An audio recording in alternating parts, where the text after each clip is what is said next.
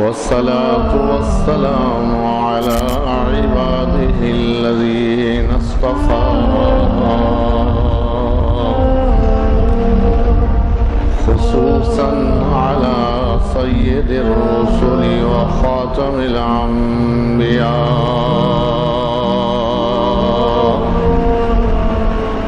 وعلى آله وأصحابه الأتقياء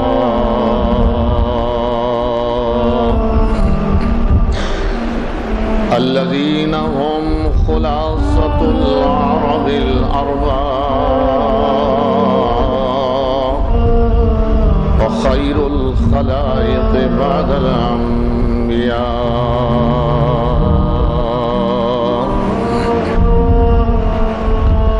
أما بعد فأعوذ بالله من الشيطان الرجيم.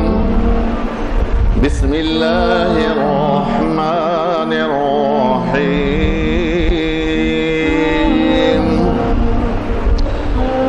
ولا تحسبن الذين قتلوا في سبيل الله أمواتا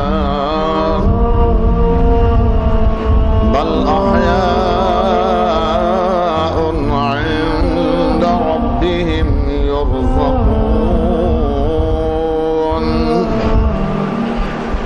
فرحين بما آتاهم الله من فضله ويستبشرون بالذين لم يلحقوا بهم من خلفهم ألا خوف عليهم ولا هم يحزنون.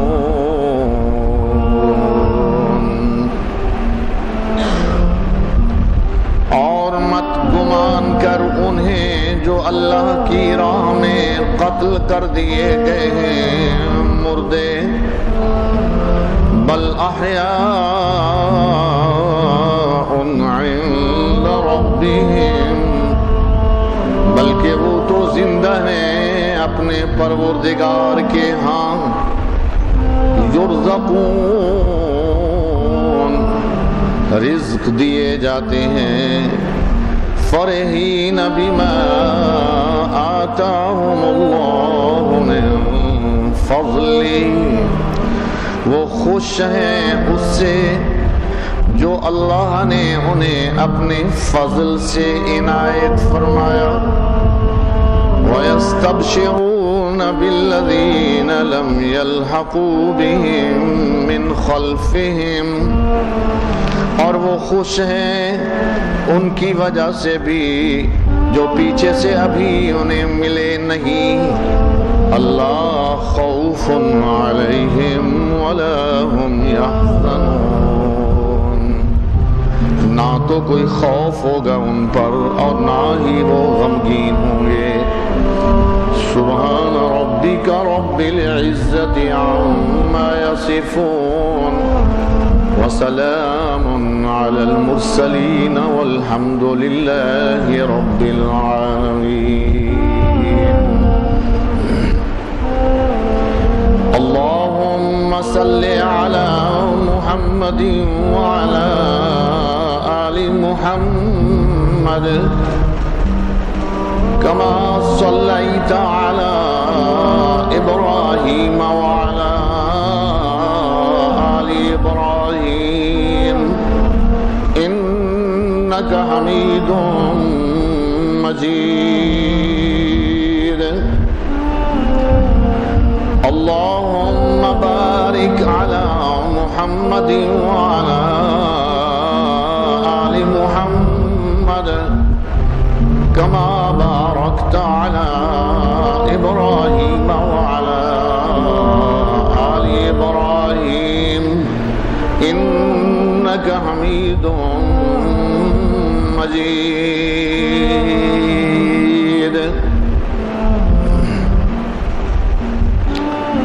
अहबाब गिरामी कद्र बुजुर्गों भाइयों अजीजों बेटियों माओ बहनों ایک عنوان اور ایک موضوع چل رہا تھا، قربانیوں ایثار، اور اس عنوان سے ہم کافی عرصے سے لگے ہوئے ہیں۔ اسی عنوان کے تحت غزوات کا تذکرہ ہو رہا تھا۔ آپ نے غزوہ بدر کو تفصیل سے 2 جمعوں میں سنا، ایسے ہی غزوہ احد کو اور ایسے ہی غزوہ احزاب کو بھی بیان کیا جا چکا ہے۔ غزوہ احد کے بارے جو قرآن مجید کی احد کے شہداء کے بارے آیات آئیں، یا غزوہ بدر کے بارے جو ایک حدیث کلیب بدر والی اس کا تذکرہ ہوا، تو ایک نیا عنوان اس سے پھوٹا، جس عنوان کے تحت بات کرنا مناسب سمجھی۔ ایک جمعہ پڑھایا جا چکا ہے اس عنوان پر، اور آج ایک انداز سے کوشش کی جائے گی کہ اس عنوان کو مکمل کر دیا جائے۔ وہ یہ تھا کہ غزوہ احد کے شہداء کے بارے قرآن مجید نے ارشاد فرمایا، اے مخاطب، ان لوگوں کو جو اللہ کی راہ میں قتل کر دیے جائیں، مارے جائیں، ان کو مردہ گمان بھی نہیں کرنا۔ وہ مردہ نہیں بلکہ زندہ ہیں اپنے رب کے پاس۔ یہ لفظ ہیں قرآن مجید کے، بل احیاء عند ربہم، وہ مردہ نہیں بلکہ وہ زندہ ہیں اپنے رب کے پاس، رزق بھی دیے جاتے ہیں۔ یہ سورہ آل عمران ہے، اور سورہ بقرہ کے الفاظ یہ ہیں، انہیں مردہ نہ کہو جو اللہ کی راہ میں مارے گئے، بلکہ وہ زندہ ہیں، پر تمہیں ان کی زندگی کا شعور نہیں۔ وَلَا تَقُولُوا لِمَن يُقْتَلُ فِي سَبِيلِ اللَّهِ أَمْوَاتٌ بَلْ أَحْيَاءٌ وَلَكِن لَا تَشْعُرُونَ، وہ زندہ تو ہیں لیکن ان کی زندگی کا شعور اور پتہ تمہیں نہیں ہے۔ شہداء زندہ ہیں، یہ ایک جملہ، ان کی زندگی کیسی ہے، کہاں ہے، اس تفصیل کو بیان نہیں کیا جاتا۔ سننے والے عوام اور سامعین یہ سمجھنے لگ جاتے ہیں کہ وہ زندہ یہاں ہیں، انہیں دنیا کی زندگی حاصل ہے، دنیا کی زندگی سے زندہ ہیں، وہ ہم میں موجود ہیں، ہمارے کام کرتے پھرتے ہیں، ہماری دعائیں پکاریں سنتے ہیں۔ عوام میں یہ بات پھیل جاتی ہے، حقیقت کے خلاف ہے، یہ حقیقت نہیں۔ میں پچھلے عرض کر چکا ہوں، نیو کمرز کے لیے، نئے آنے والے احباب کے لیے تھوڑا سا بتلا دیتا ہوں کہ ان آیات کی تشریح صحابہ کرام رضوان اللہ تعالی علیہم اجمعین نے خود رسول اللہ صلی اللہ علیہ وسلم سے پوچھ کے ہمیں بتلائی۔ حضرت عبداللہ ابن مسعود کے شاگرد تابعی حضرت مسروق وہ کہتے ہیں کہ میں نے حضرت عبداللہ ابن مسعود سے پوچھا رضی اللہ تعالی عنہ، قرآن کہتا ہے اللہ کی راہ میں قتل کیے جانے والے زندہ ہیں جبکہ زندہ کا جنازہ نہیں پڑھا جاتا. ہم نے ان کے جنازے بھی پڑھے. زندہ کو دفن نہیں کیا جاتا، ہم نے ان کو دفن بھی کیا. زندہ کی بیوی بیوہ نہیں کہلاتی، وہ عدت نہیں گزارتی. ان کی بیویاں تو بیوہ بھی ہو گئی ہیں اور عدت بھی گزار رہی ہیں. اور زندہ کی بیوی دوسری جگہ نکاح نہیں کر سکتی، لیکن ان کی بیویاں عدت گزارنے کے بعد، یعنی شہداء کی بیویاں عدت گزارنے کے بعد دوسری جگہ نکاح کر سکتی ہیں. نکاح کر لیا ہوا ہے کئیوں نے. زندہ کی اولاد یتیم نہیں کہلاتی. ان کے چھوٹے بچوں کو تو ہم یتیم بھی کہتے ہیں. زندہ کی جائیداد تقسیم نہیں ہوتی، وراثت تقسیم نہیں ہوتی. ان کی تو جائیدادیں اور وراثتیں بھی تقسیم ہو چکی ہوئی ہیں. پر قرآن کہتا ہے زندہ ہیں ان کو مردہ نہ کہو. سورہ آل عمران کے ان کے مردہ ان کو گمان بھی نہ کرو. ایک جگہ ہے کہ ان کی زندگی کو تم سمجھتے نہیں. آل عمران میں ہے کہ وہ زندہ ہیں اپنے رب کے پاس. احیاء عند ربہم، کیا مطلب ہے اس کا؟ حضرت عبداللہ ابن مسعود رضی اللہ تعالی عنہ فرماتے ہیں، تلمیذ محترم عزیز محترم مسروق، ہمیں بھی یہی بھول پڑی تھی اور ہم نے بھی اس مسئلے کو رسول اللہ صلی اللہ علیہ وسلم سے بنفس نفیس پوچھا. جس طرح تو آج ہم سے سوال کر رہا ہے، ہم نے بھی رسول اللہ صلی اللہ علیہ وسلم سے یہ سوال پوچھا تھا. اس کو بند کر دیں یار.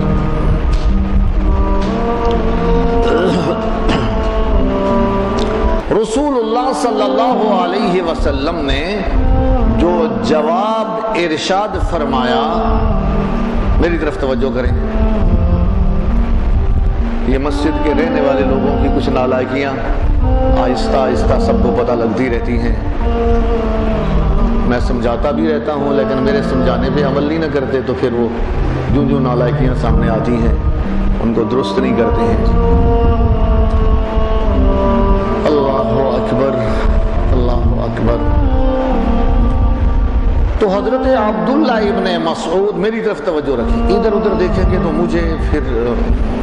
مجھے سمجھ آ جائے نا کہ میری کلاس نکمی کلاس بیٹھی ہے تو میں لیکچر اپنا بند کر دیتا ہوں. میری کلاس کا کوئی طالب علم مجھے دیکھے. اتنا نہیں ہوں کہ دیکھنے کے قابل نہیں ہوں، دیکھ سکتے ہیں بے شک مجھے.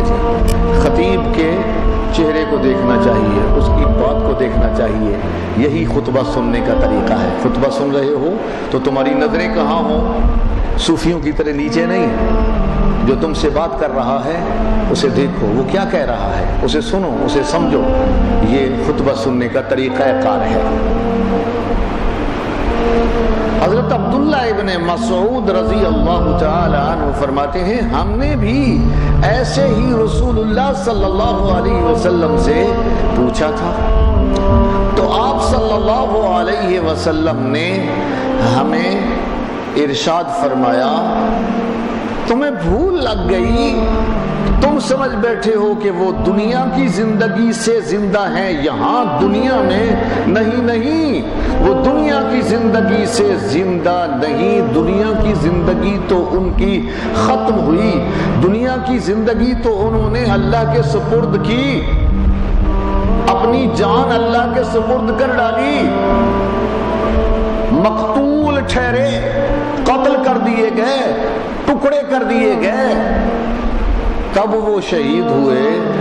اگر وہ دنیا کی زندگی باقی رہے تو وہ تو غازی ہوتے ہیں، وہ تو شہید ہوتے ہی نہیں ہیں.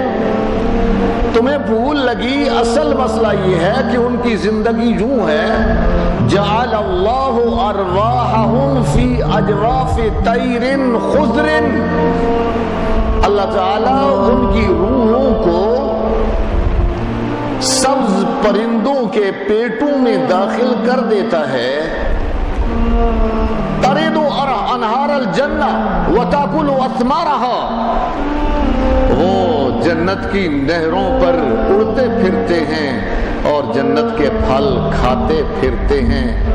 وتاوی الی کنادیل معلقۃ من ذہب تحت ظل العرش، میں وہ رات کو جا بصیرہ کرتے ہیں ان قندیلوں پر جو اللہ کے عرش کے نیچے لٹکی ہوئی ہیں، جنت سے اوپر، جنت الفردوس سے بھی اوپر اللہ کے عرش کے ساتھ کچھ قندیلیں لگی ہوئی ہیں، وہ ہیں کہ من ذہب، سونے کی قندیلیں، رات کو وہاں بسیرا کرتے ہیں۔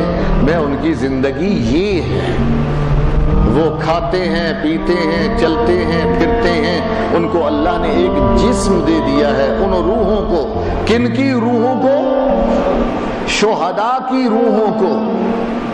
جعل اللہ ارواحہم فی اجواف طیر خضر، یا دوسری حدیث کے الفاظ ہیں ان ارواح الشہداء فی اجواف طیر خضر، شہداء کی ارواح وہ سبز جنتی سبز پرندوں کے جوفوں میں اللہ ڈال دیتے ہیں۔ گویا اس روح کو ایک زبردست طیارہ مل گیا ہوا ہے اور وہ اس طیارے پہ سوار ہے۔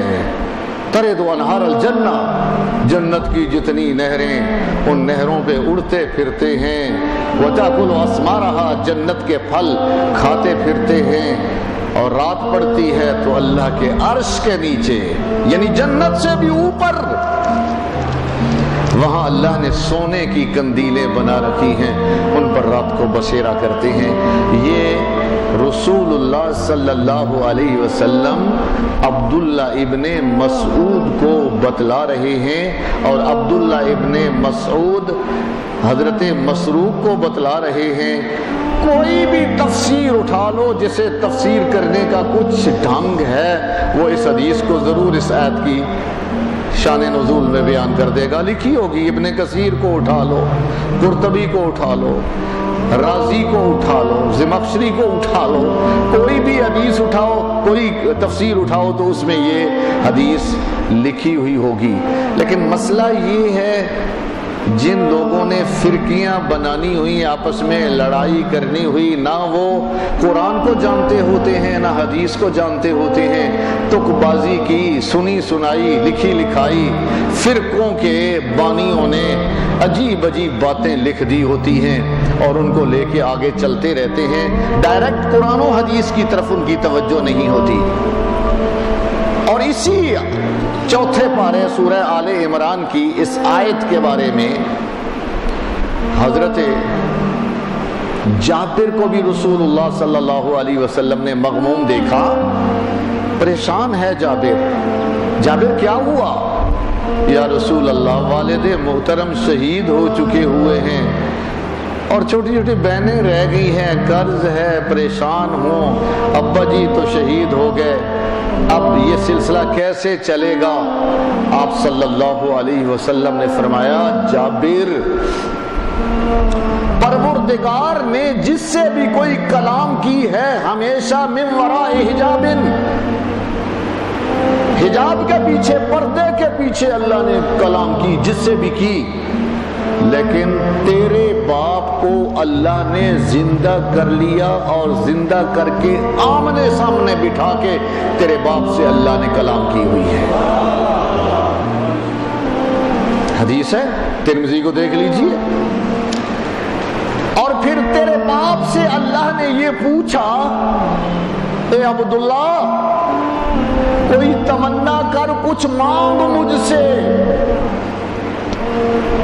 تیرے باپ نے بڑے غور و فکر سے عرض کی، یا اللہ کوئی مانگنے کی چیز ذہن میں آتی ہی نہیں ہے، کیا مانگوں؟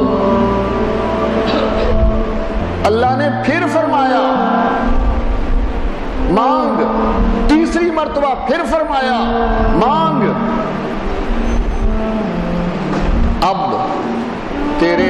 آپ نے اللہ سے عرض کی یا اللہ میری روح کو میرے دنیا والے جسم میں داخل کر دے. غور سے سننا، یہ حدیث کے الفاظ ہیں. میری روح کو کہاں داخل کر؟ دنیا والے جسم میں دوبارہ داخل کر. دنیا کی زندگی چاہیے؟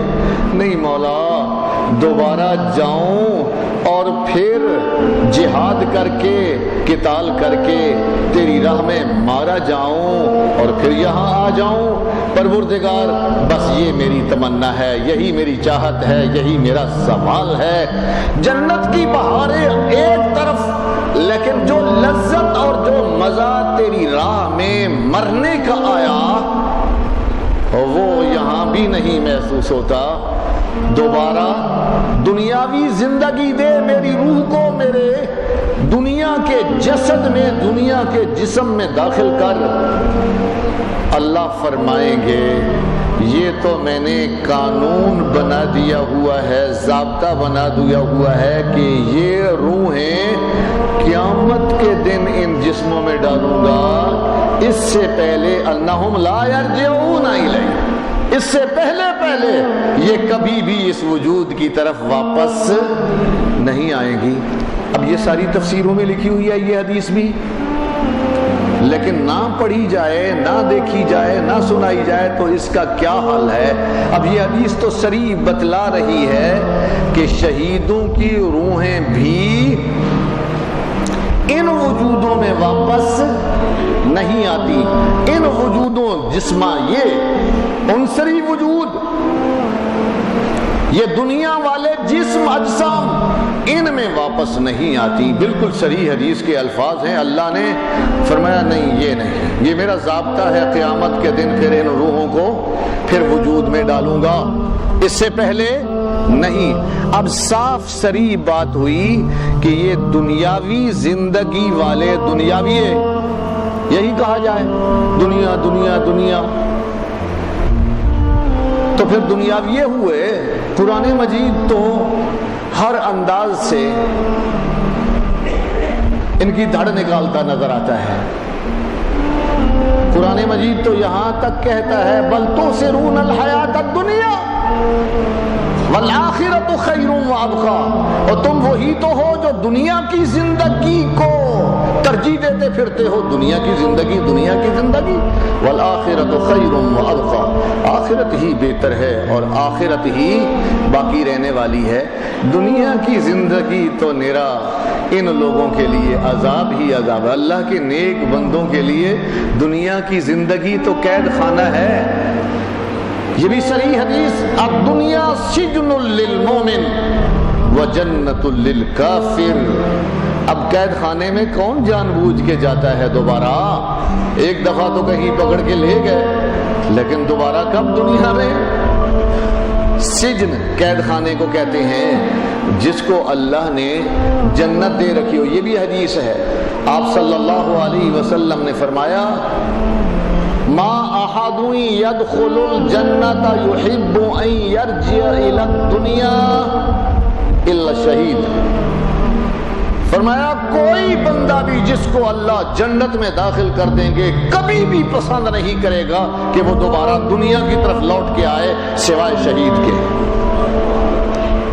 شہید تمنا کرے گا اور تمنا یہ ہوگی اس کی، یا اللہ مجھے ایک دفعہ پھر دنیا کی زندگی دے، میں تیری راہ میں جا کے لڑوں اور پھر شہید ہو جاؤں، پھر مارا جاؤں. وہ قتل کی جو تیری راہ میں جان دی، وہ لذت اور وہ مزہ کہیں نہیں مل رہا. یہ شہید تمنا کرے گا. باقی کوئی بھی جنت میں جانے والا وہ دنیا میں کہاں آئے گا؟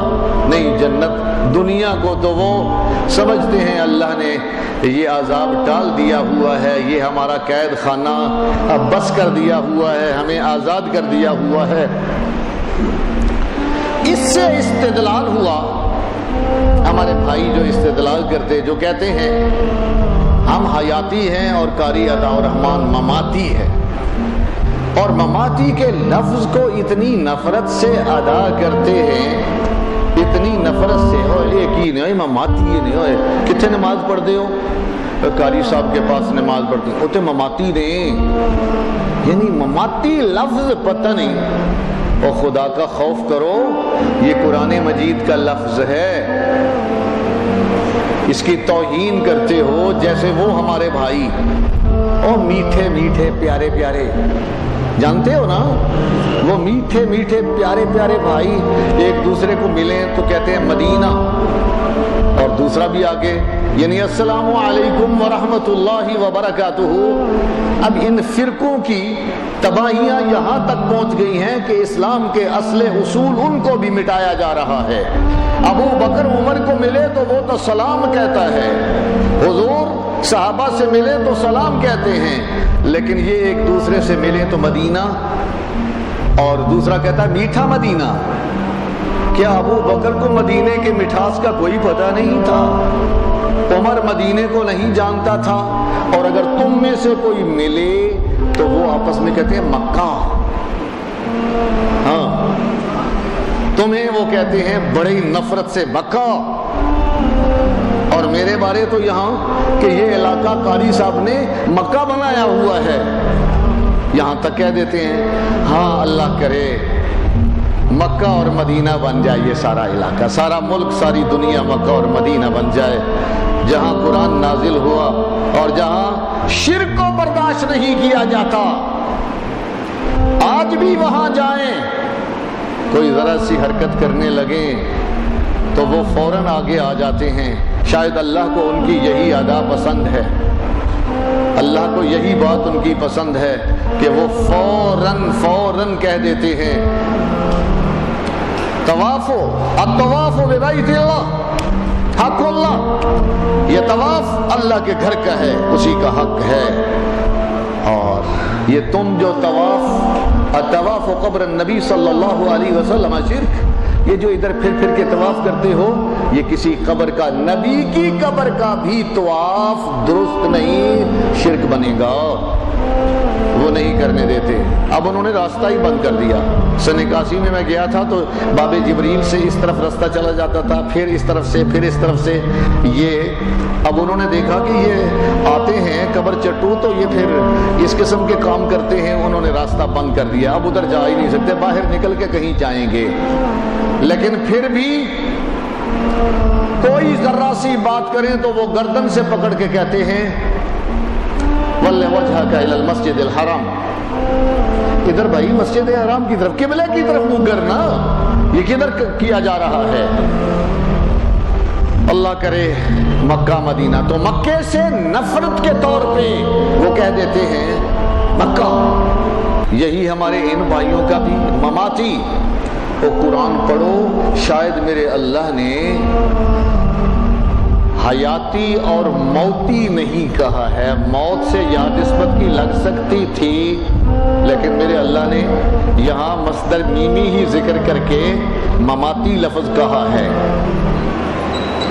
قُلْ إِنَّ صَلَاتِي وَنُسُكِي وَمَحْيَايَ وَمَمَاتِي, یہ قرآن کے لفظ ہیں. میرے نبی اعلان فرما دیجئے قُلْ إِنَّ صَلَاتِي وَنُسُكِي وَمَحْيَايَ وَمَمَاتِي لِلَّهِ رَبِّ الْعَالَمِينَ لَا شَرِيكَ لَهُ. فرما دیجئے میری نمازیں یعنی بدنی عبادت, میری قربانیاں یعنی مالی عبادت, محیایا میں محمد کی ساری زندگی, ومماتی اور میری موت بھی. مماتی کے معنی میری موت بھی. یہ لفظ قرآن نے چن کے رکھا, حیاتی و موتی یہ نہیں کہا. محیایا و مماتی مصدر میمی کو تذکرہ کر دیا, لفظ مماتی آ گیا. اس لیے ہوش سے کہا کریں یہ قرآن کا لفظ ہے, اور خود اللہ نبی سے کہلوا رہے ہیں میری موت, میری زندگی اور میری موت للہ رب العالمین,